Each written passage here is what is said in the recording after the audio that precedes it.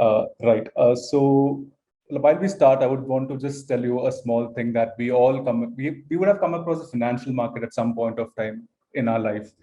Uh, and we would have seen big headings on the news. Sensex fell by so many points, or Nifty rose up by so many points, a big crash during COVID. And we refrain ourselves from involving ourselves into financial market just with the notion that this is difficult or dangerous. So in today's session, I would probably try to break some of the myths that we have amongst us, and why we refrain ourselves from being a part of a wonderful financial market that can provide you a lot of opportunities to make investment and also grow in terms of finance. So now, so my first question here is, what if? This is just to give you an idea about, if you would have started investment in the initial days, what would your portfolio look like? So if you would have invested about 10,000 rupees in the year 1980s or 1990s, say about 10,000 rupees, your portfolio, when you open your portfolio today, it would look something like this. Now, this is a big figure. It's showing about 600 crores. Now, you would all be a little confused, as in, is this even possible, or is this a plot to the next Bollywood movie? So that's what we are going to discuss today. I would start with two examples of very known companies in India. One is Wipro, and the other one is Reliance. So Wipros, we would see the kind of growth or return that this company has offered. And Reliance, we would see a trend that usually a stock follows.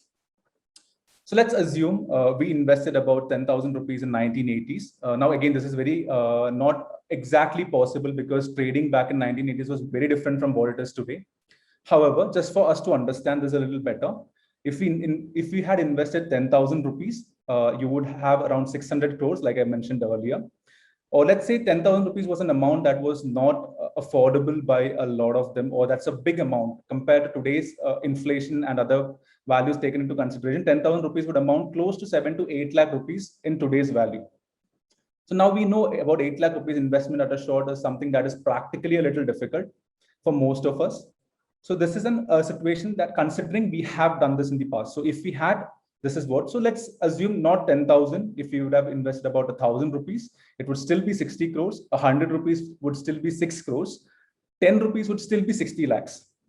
So that's the kind of returns that Wipro has given in last 35, 40 years. Now we'll analyze the trend for Reliance. So in 2002, when Reliance came into picture, when they were public, when they became public limited, their stocks were available for rupees 250 in 2002, and you would see in the next 10 years, by 2012, it was standing at 350 rupees, which is not much of a spike, but still 100 rupees. But you also can see the year high, the 10 years high for the specific stock was 700 rupees. So at some point, the stock went up to 700 rupees and it fell back to 350. Now in 2017, we had the stock standing at 500 rupees, which is 5 years from then. And in 2020, it stood at 2,200 rupees. Now, if you were an ideal investor, you would say that I should have invested at this stock at 250 rupees. But I would say that is practically not possible. You would have seen the stock at 250, and you would have seen the stock rising to 700 at some point of time. And you would have thought when the stock was at 600 or 550, you would think that that was a good buy. And let's assume you would have invested in this specific stock at rupees 650. And now you see, until the next 5 years, you haven't seen any sort of profit in your portfolio. But 10 years from the time of investment, your portfolio is at least standing up by 150% increment. So this is why I try and promote maximum a long-term investment, which is ideally safe compared to a short-term trading or a short-term investment. So anytime you look for investment in market, being a beginner, you should always look for a long-term investment, at least 10 years, so that your portfolio would stand somewhere in a better position than trading a short-term, because short-term trading involves a lot of applications, a lot of knowledge, and a lot of instruments that's available in the stock market are used for short-term trading, which is it's practically not possible for all of us to sit and do that every day on a day-to-day basis. So what you could do is you could make an investment plan for yourself and start buying stocks in small quantities and start holding it for 10 to 15 years. And that's how you could make some sort of profit in the stock market, to keep it very simple. Now, I would like to tell you where I started and why I was interested in stock market. So there's one thing that I realized, that wealth is something that is not that cannot be created for you by someone, and it's a process that you have to involve yourself. And so is money management. So if you give your money to someone and tell them you make profit for me, that would not work as brilliant as if you would do it yourself. And the second thing what I realized is investment for me is not an option, but it was a necessity.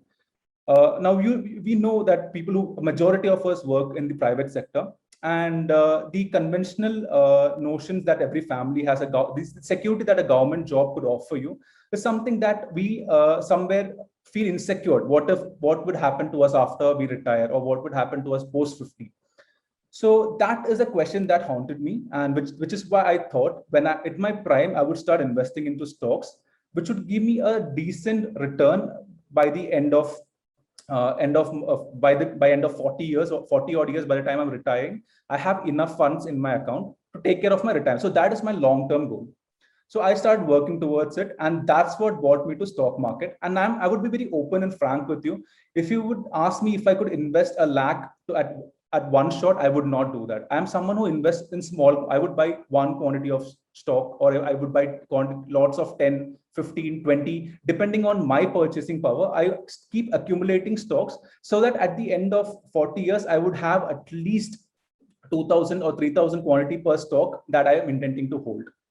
So this is what brought me to stock market. And in 2012, is when, like Viral said, it's 2012 when I started observing stock market, and I started actively trading in the year 2015, and I've been trading till end of 2020. I was actively trading during the COVID as well.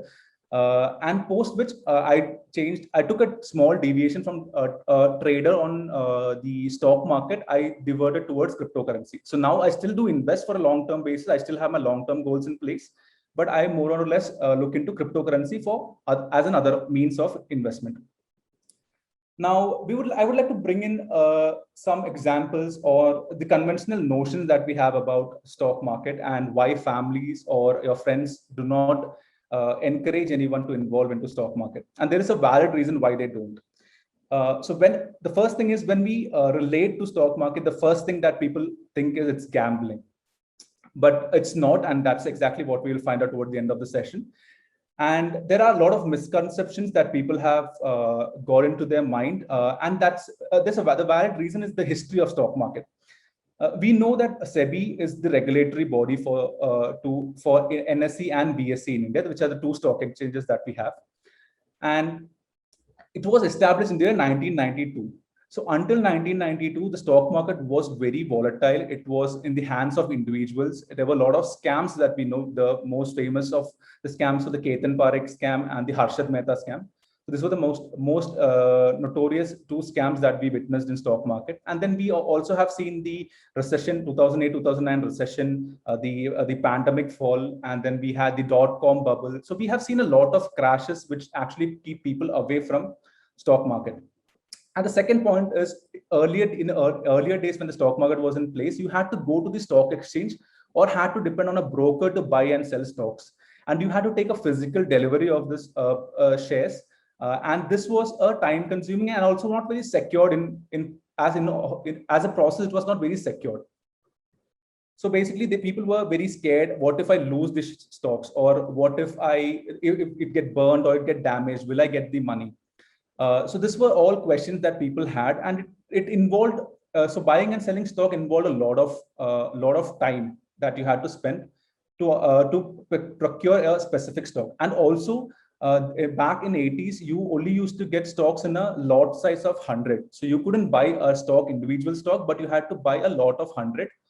And also there were monopoly of a lot of other stockbrokers, and they charged an enormous amount of brokerage or trading fees for buying and selling such stocks. So all this came to an end in the year 1992, not exactly sharp in 1992, but 1992 SEBI came into picture. And eventually, the course of next 10 years, they brought in a lot of rules and regulations that made stock market safe. And with this digitalization coming into picture, we have the demat accounts and trading accounts now. So it's just a matter of a click that you could buy or sell a specific stock.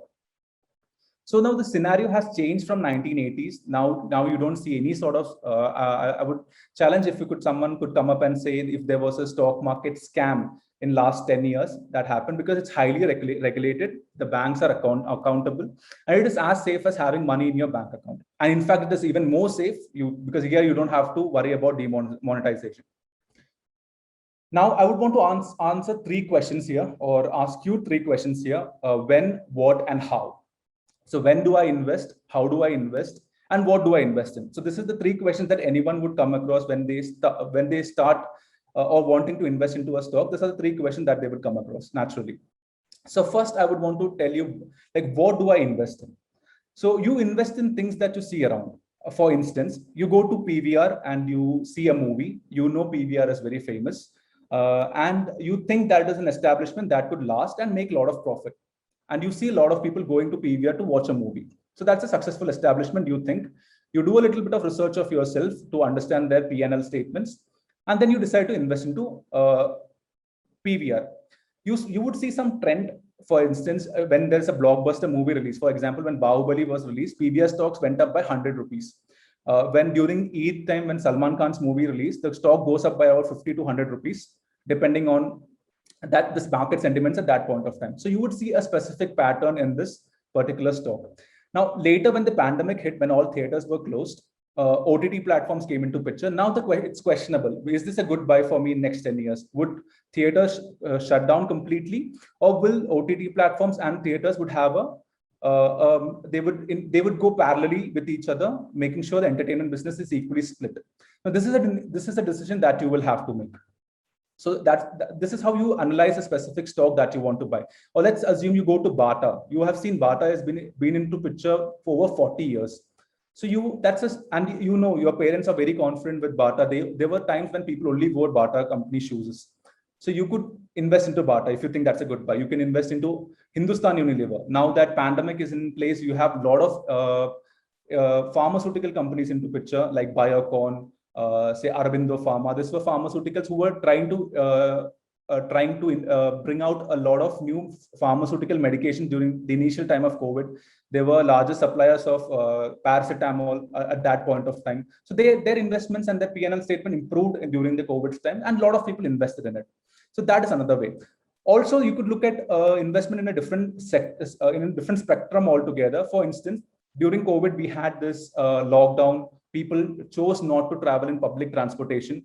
So in China and other developed countries, there was a spike in the sales of private vehicles. Everyone wanted to own a private vehicle, a small vehicle though, but they wanted to own a private vehicle, because of which the automobile industry boomed there, a short-term boom. So these are the way you could analyze a specific stock and what you would want to invest into. And for another example I would want to give you is Reliance Jio. So in 2017, if I'm not wrong, 17 or 16 is when Jio came into picture. Back then, no one would have heard about Jio. It's a monopoly of Airtel, Vodafone, and Idea we had in India.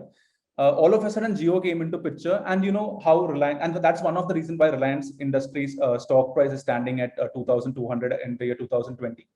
Whereas there were plans that they would split Jio from Reliance Industries, but however, that's still a part of their P&L statement, their profit and loss. So which gave a spike to Reliance Industry altogether. So now you understand how a stock performs and how you would want to select the stock. For instance, you are a smoker. You smoke cigarettes every day. Maybe a pack of 10, or you might smoke 2 packets. So let's say you think it's a good investment. Why? Because ITC. ITC is the manufacturer of majority of legal cigarettes in India. So based on what you see around, what your habits are, you could still invest into stock market. So you don't have to depend on anyone to understand which company is good and which company is bad. You can make your own analysis. The second question I would bring into picture is, how do I invest? Like I said, investing is no big deal now. All you have to do is open a demat account and a trading account. And that's again a matter of phone call, wherein an executive so you have the conventional trading accounts offered by ICICI banks, HDFC banks, Axis banks. That's the full-fledged brokers who also gives you suggestion on what to invest into and what not to invest into. And then you have the discount brokers like Zerodha, Samco, who does online, who gives you a discount brokerage. They have a discount brokerage system wherein you make your own decisions and you have a liberty to invest into whatever stocks you would like to. And now we also have something called algorithmic trading or algo trading, wherein a computer buys and sells for you based on a lot of information that you put in and your preferences. So there are a lot of ways you could trade in, and that's your choice how you want to. Or you could simply indirectly invest into stocks by buying mutual funds, wherein they promise you promise exactly, they tend to offer you a stipulated amount of return, but again it's subjected to market risk. However, they make you feel a little more secure rather than investing into stock directly. But again, when someone makes a promise to give you so much of returns, you can understand how it works for you. So it's always wise to invest yourself. Again, you could make mistakes, but you could always learn from your mistakes. And now the question is, when do I invest? That's again a question that everyone asks, when do I start investing? So I cannot pinpoint a time and say that tomorrow at 10 a.m. you can buy this stock, or a day or 3 days from now at this time you could buy this stock. No, like we said, we saw the stock. That's why we discussed the trend of Reliance in the first slide, or the first or the second slide, wherein you saw it stood at 250 rupees. It stood at 700 rupees. People would have still bought at 700. When it fell down to 350 rupees and it stayed at that range, 350 to 500 rupees for over 5 years, people who have invested 700 rupees into it would have been panicked, or they would have sold it at a lesser price. So these are the kind of things that people would witness in a short-term market. So what you could do is you could hold your investments for a long term. Like I said, you could set your long-term goals and understand what they are and make investments towards it. Now, I would want to bring a small analogy into this, wherein it's a small fact as well. In a developed nation, 40% of the population involves into stock market, whereas in India, we have less than 2% population involved and they grabbing the opportunities from stock market. Now, with digitalization, access to internet and education, people are getting more aware of what stock market is, and everyone wants to invest into it. And this spike, if this involvement of people from 2% could increase to 10% at least in next 30 years, that itself would be a good spike in the stock prices that you invest in today. So the entire trade volume would increase from 2%. If you have 10% involvement, the stock prices would increase. Why? Because the trade volume would increase, and it's a no-brainer that you would be in profit 10 or 30 years from today. And which is why I would like to say it doesn't take a wolf to beat the street. Now, I would like to, since I'm in the crypto industry, I would like to give you a small introduction to it as well. Crypto is not very regulated like a stock market. Like I said, in early 80s or early 70s, stock markets were very insecure. A lot of scams that were running. People lost a lot of money. So is the case with cryptocurrency today. We do not know if it has a future in India, but we do not know if there are going to be regulations that's going to bottom. There are a lot of scams. There's no standardization in the industry. But however, if you would want to take a risk or a leap of faith, you definitely can do this, because in the on December 2020, Bitcoin is one of the cryptocurrencies which stood at around 20 lakh rupees or 18 lakh rupees in December 2020, and it almost touched 50 lakh rupees last quarter. The end of March, Bitcoin stood at 50 lakh rupees. And if I would say in 2009, Bitcoin was just less than 25,000 rupees a coin. And now, like I said, in 2020, it stood 50 lakhs. So if you would think now, if I would have invested 1 lakh rupees in Bitcoin in 2009, I would be standing at a huge profit, because it's 50 lakh per coin and it was 25,000 per coin back then. But again, that is not a possibility, because back then we did not have that infrastructure to invest into cryptocurrency. Not many knew what is cryptocurrency, and we hardly had any exchanges in this cryptocurrency industry. But again, it's a risk that you would want to take. The risk to reward is very high. But again, it's a call that you would want to take if you would want to invest into cryptocurrency. Like Viral said, I'm a part of CoinSwitch Kuber. You could always download the app and see. You don't have to invest into it, but you could understand how trading works and how simple it is to buy or sell a specific currency. Now, I'm sure I did not give you any sort of tips or anything that would help you start buying stock right away. And there's a very valid reason for it. However, I would like to give you one information here, that all investments are subjected to market risk, and you don't have to buy my words. Always you should do your own research and ensure that you are confident with what you invest into. Thank you. Oh, thank you so much, Emmanuel, for enlightening us on the journey so far. Team, we can open up for questions in case you have any please use the chat medium or the question and answer medium as well.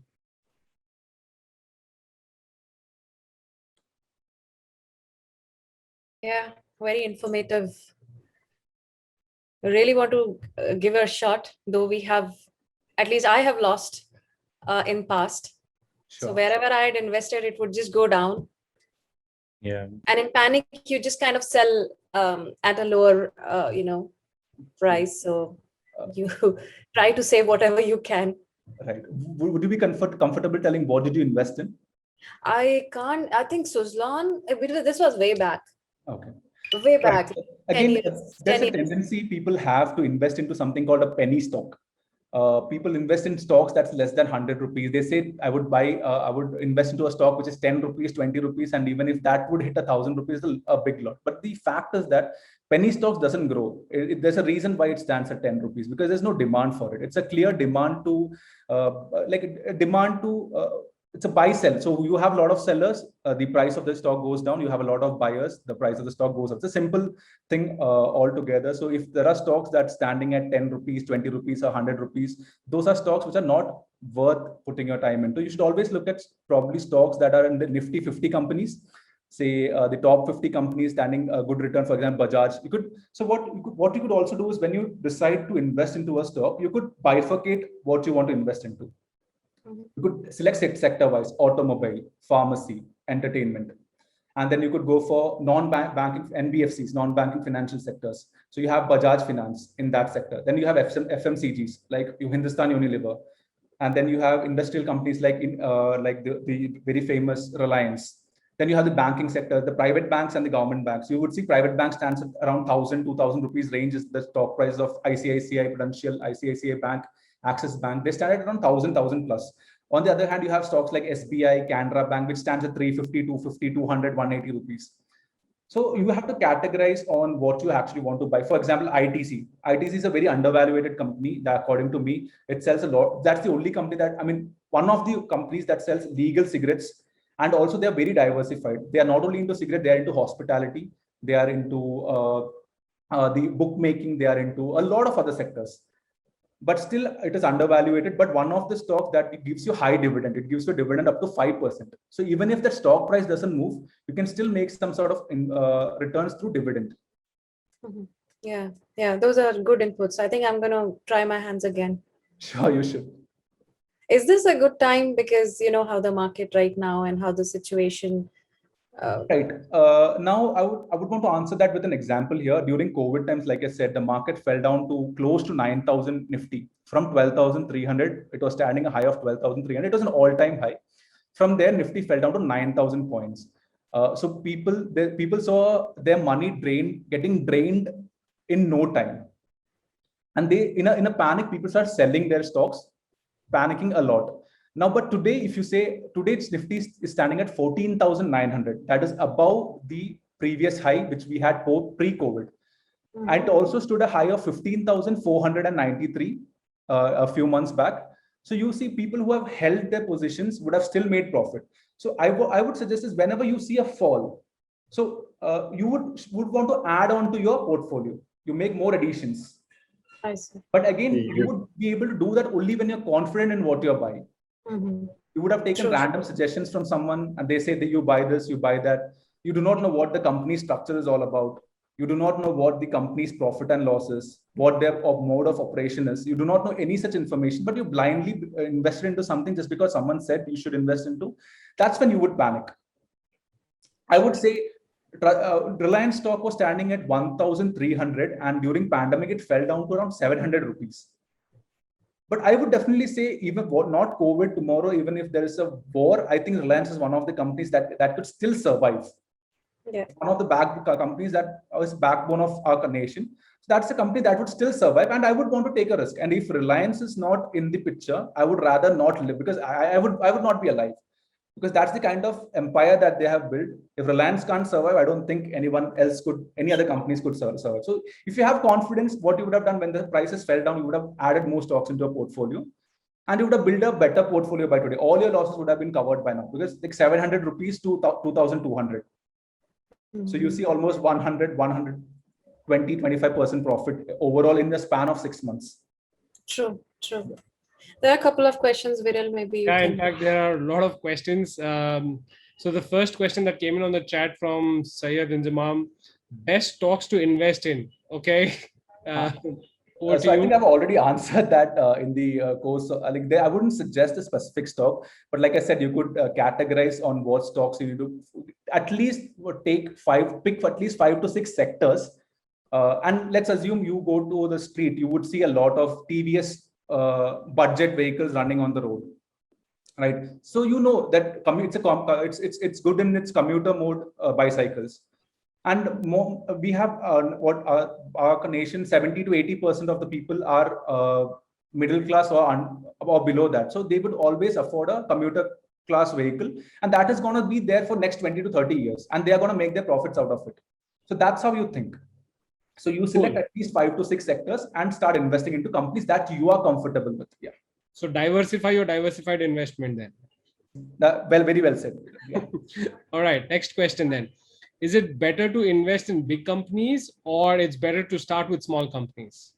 That again depends on your risk appetite. Like I said, companies okay, basically in stock market companies, you have the mid cap companies, the small cap companies, and the large cap companies.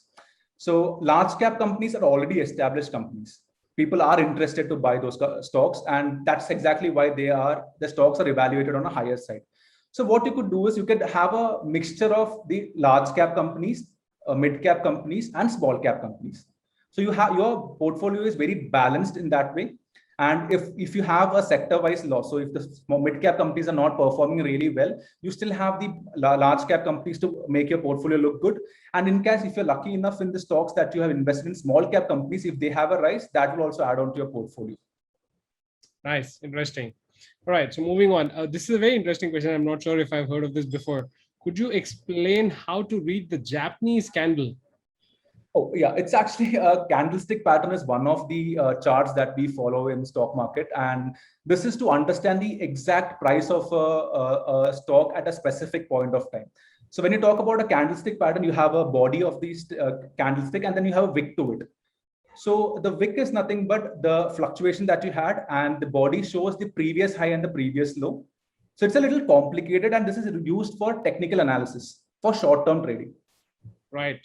Interesting. Moving on. Next question then. What about Dogecoins? Is it right to invest in that on that now? I would not make a clear. I mean, I don't want to leave an impression that you should invest in Dogecoin, but that's again one of the cryptocurrencies we are talking about. Like I said, the market is not very stable. We do not have a lot of regulations around it. There were people who said big companies who said they are investing into Dogecoin, but the thing is that tomorrow they might come back and say they are not investing into it. You never know.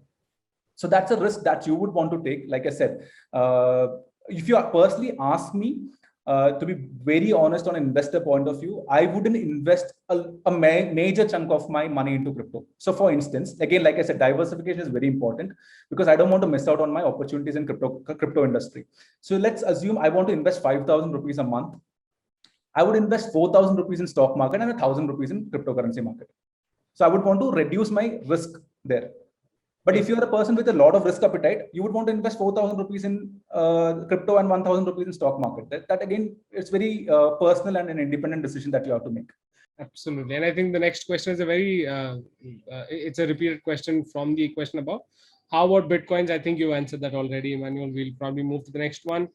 Please suggest 3 companies you consider will be good to start investing in and good for long-term investment. I think, yeah, over to you, Emmanuel. I would, okay, again, like I said, always a disclaimer is important. I'm not certified by SEBI to give any sort of suggestions, or I'm not allowed to trade for anyone.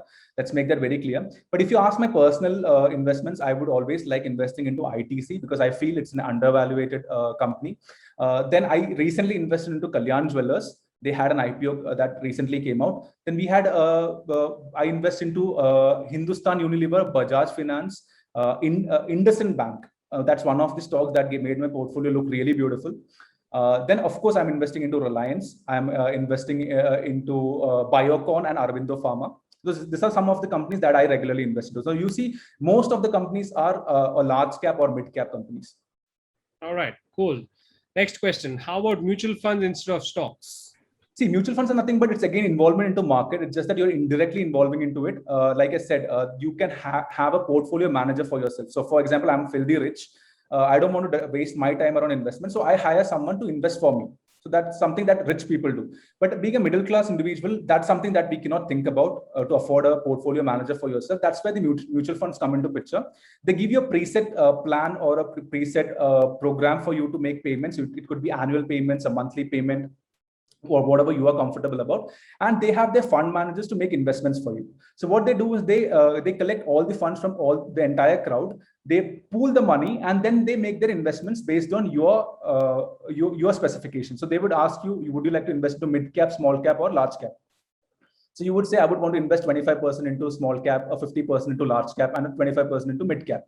So that they would collate all this data and make the investments for you, and then they split whatever the return they get, they split it, and then they give it back to the users again. So here again, you are involved in the stock market, just that somebody else is doing it for you. All right. So there's another question, and I think there are two questions linked to this. So the question is, any comments about how the crypto market will be after yesterday's fall? And I think a related question to that was, so yesterday's Bitcoin crashed 30%. How can we trust this crypto? Yeah. So if I knew an answer for it, trust me, my name would be Elon Musk. Because if I wouldn't be able to predict that at all. See, a market fluctuates, and that's where you make money. If just look at a market that doesn't go down, why would you invest into something like that? Right? Market should fluctuate. For example, if you buy something for 700 rupees today, it is going just keep going up. More and more people start investing. It would not be an interesting market. You would not make money in markets like that. Markets should fluctuate. It should go down. It should give you opportunities to buy, and then it should also give you opportunities to sell. So anyone who buys coins would want to sell. For example, I'll give you a simple example here. Let's say I bought X stock or X cryptocurrency for rupees 10, and now it's standing at 50 rupees. Tell me one good reason why should I not sell and book profits, right? I would sell that currency and I'll book some profits. Not just me, others who have invested at 10 or 15 or 20 also would want to book some profit. So naturally, there would be a fall from 50 to 40 or 35. That's an expected fall, right? Now, the question is, will it go again from there, go up again from there? Then to understand that, we have fundamental analysis, we have technical analysis to understand how the stocks or these cryptocurrencies might fluctuate. So that's a different question altogether. So like, I think I answered your question here. It's something, a call that you have to take, and market should fluctuate, and you should not be scared of a fluctuating market. And if you are, you should stay away from it. Yeah, sure. Next question then. Are SIPs good for investment? Definitely, I would suggest SIPs because we do not have that habit of investing ourselves into something. So SIP is what is on a fixed date, a certain amount of money is taken out of your account. SIP is nothing but systematic investment plan. So basically, someone is investing for you, taking a good chunk of your money from your account and making investment on a regular basis or consistent basis. You do SIPs, but make sure you hold it over a long-term basis. At least 3+ years is only when you would see some sort of profit. Nice. All right. Any advice on small case? Not very. I didn't understand what small. Yeah, I think I'm not sure of the question myself. Krishna, do you want to just give us a question again in case you're still around? We'll move to the next question while we are waiting for Krishna to respond. Banking stocks falling down from past 3 months. What is your opinion about it? Now, again, banking stocks, in between, we had a moratorium for banks wherein the loans were not paid off. There were a lot of loan waivers that were into picture. Banks took a lot of hit because of the rise in NPA. NPA is nothing but non-performing loans or non-performing assets. So they are finding it a little difficult amongst this pandemic and things to recover the loans that they have given. But I wouldn't say that I would say it's a good investment. Like I said, Axis Bank, HDFC Bank, ICICI Bank, IndusInd Bank. These are good performing private sector banks. You could always invest into it depending on which bank you would prefer. I would always suggest investing into a banking sector is definitely, because banking institutions wouldn't fall that easily. But now I'm sure you would be thinking about Yes Bank, but Yes Bank story is a different story altogether. Where it was very fundamentally not very structured company, and there were a lot of complications that were involved. If you research about it, you will understand why. But that's not the case with ICICI, HDFC, or Axis. You could invest into any one of those banks for sure. All right. The next question then. The returns in mutual fund is really static. What do you suggest in regards to investment in mutual funds now? I think you've kind of answered that earlier. Right. But again, I would want to add one point here. So let's say everyone has this tendency to understand to know what your future investment return would be. So let's say I would tell you tomorrow you would get 8% return. You would want to settle for that 8% return rather than you don't want to take a risk, because I'm assuring you a 8% return on your investment.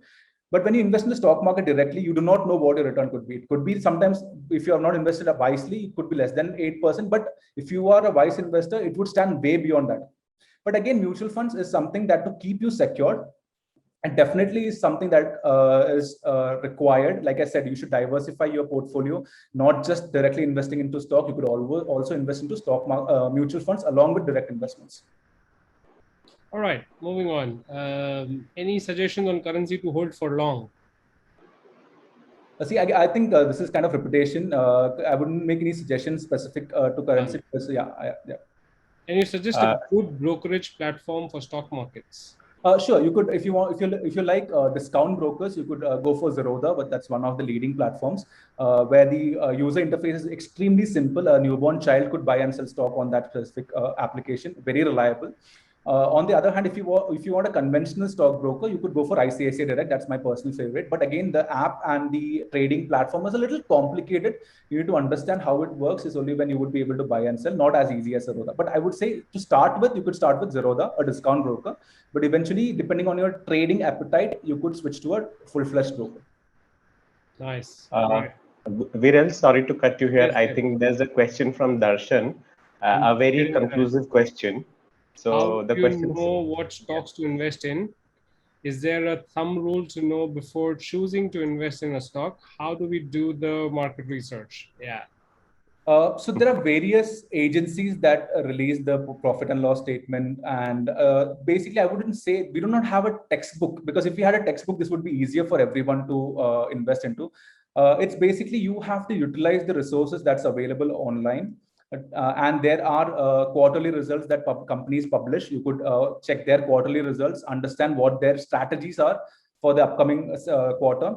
What is the profit that they made this quarter? What is the profit that they made the previous quarters and of 6 previous quarters as well, to understand the trend that they're following. So that's basically that basically should be a fundamental analysis where you're understanding their profit and loss statement, their quarterly performance, and also very important is what is their upcoming strategy. If there's a change in the management, is it the same management who's going to continue? The upper level management, is it going to be changing? Is there any complication? Is there any the argument or quarrel? Is there any rumors that's going on? So you need to be very live, current about you could follow this news channels. That's the best platform to understand, keep you updated, and also go through newspapers on a daily basis, because stock market purely work on market emotion. So you need to understand what the market emotion is, and then accordingly you can invest. Not just market emotion, but also fundamentally you need to analyze a few things that I've told you already. All right, sure. There are a ton of other questions. Dave, do we have time, Dave? I was just about to interrupt you, Viral, saying on a time check. So we are running short of time. I think we are running out of time. But what I could do is I could share my email with Dev if someone wants to ask a question. Yes. I mean, don't expect an immediate reply, but yeah, just Absolutely. give me some time. I would go through your questions and I will email you personally. So that's something that we could do for you. No problem. Absolutely. Yes, you can drop in your email with Dave, and Dave can circulate it internally if people want to get in touch. Sure. But thank you so much, Emmanuel, for your insights and for sharing your experiences with us. Really helpful. I'm sure a lot of us are taking away information that we probably didn't have until now, and would like to invest slowly and steadily. Yeah, let's hope, and maybe someday we cross paths to see what's your holding and what's our holding as well. Oh, sure. This is actually, in fact, I am contributing towards my holding. Like I said, today we have 2% participation in the market. With all of your investment, that is definitely going to increase, and that in fact is going to boost my portfolio as well. Absolutely. And I'm very glad you gave me this opportunity to come and address the entire crowd. I'm very glad you did that. Thank you very much, Viral. Thank you everybody for joining in. It's a pleasure. Hope all of you all take care, and please stay safe once again.